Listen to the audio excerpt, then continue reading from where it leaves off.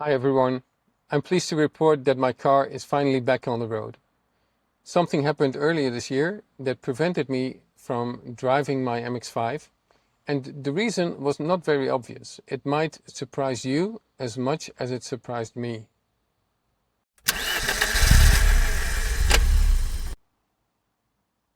Imagine you are just cruising along, but something doesn't feel right.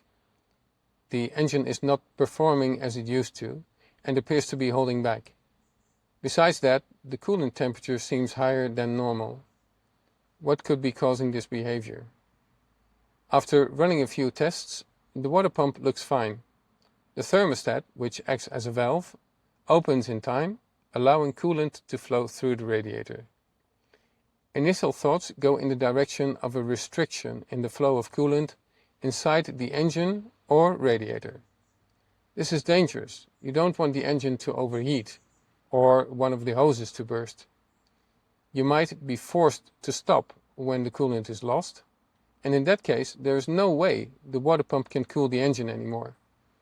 If those hoses are fine, the high coolant temperature could still cause a blown head gasket and serious damage to the engine, creating the need to open the engine to fix it. An expert suggested a coolant reroute to ensure that coolant reaches all the areas in the engine where it is needed. This is done to avoid issues in the near future, but until those parts arrive, you have to be careful not to demand too much from the engine. When delivery times for the parts are longer than expected, driving the car feels less relaxed because you keep monitoring the temperature gauge. You cannot wait until the coolant reroute is done, because now it feels like dealing with a time bomb. The scary part is that this story was actually not about restricting coolant flow, but about me finding out that I had seriously restricted blood flow through my arteries and veins. Instead of a coolant reroute, the arteries around my heart required multiple reroutes. The cardiologist told me that 5 bypasses were required to reduce the risk of life-threatening events like a heart attack or stroke. You can imagine that this news came as a shock to me and my family, especially since I was under the impression of being in pretty good shape. Since there was no emergency, I had to slow down and take medication to reduce the risk while waiting for open heart surgery to be scheduled. During this period, I felt like being a time bomb myself, and that bomb could go off any minute. When it was finally time to go to the hospital, it felt like a big relief.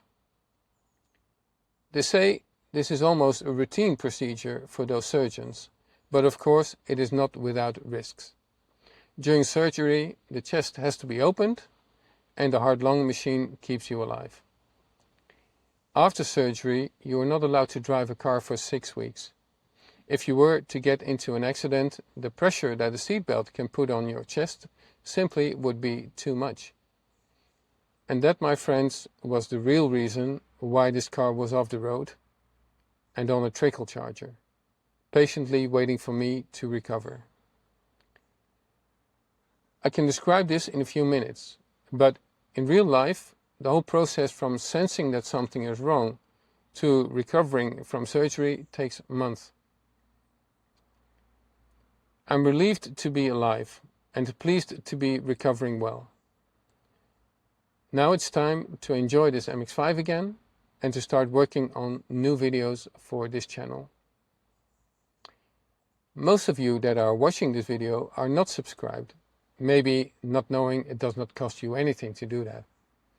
Nevertheless, and to my surprise, the number of subscribers has gradually increased, despite me not posting as frequently as I used to. At the time of recording this video, the number of subscribers is approaching 2,000, which is a nice milestone you can help me reach. During the last few months, I was still able to respond to questions that reached me via the comments on my videos, via WhatsApp, Messenger, email and the website. As a result, I managed to help Mazda owners in many countries and made a list of videos I can create to share new findings. One of the projects that I'm particularly proud of is that the first generation Mazda 6 cruise control system is now a proven option for the Mazda Speed Miata. A long-distance collaboration with an owner in the US has led to an implementation that looks completely OEM from behind the steering wheel. In a future video I will share all the details. Knowing that this system was not used in the US, I've done additional research and found 3 alternatives in that region. I will share those in a separate video in which I compare them and give you my recommendations. To be completely honest, I have had my doubts about whether to continue this YouTube channel. Successful channels need to provide weekly entertainment, doing crazy stuff on serious budgets. That is not something I can or want to do. Since I have to earn my money elsewhere, I cannot guarantee that I will publish a video every week. However, I regularly see heartwarming and encouraging comments on my video, and that is what made me decide to continue for now. There are various ways to support this channel. Subscribing is the easiest one. You could also become a channel member and contribute a small donation each month. I realize this video was very different from what you are used to seeing from me. So if you're still here, that is highly appreciated. As always, if you have any questions or remarks, please leave them in the comment section below. That's it for now. Thanks for watching MX5 Info, and until next time.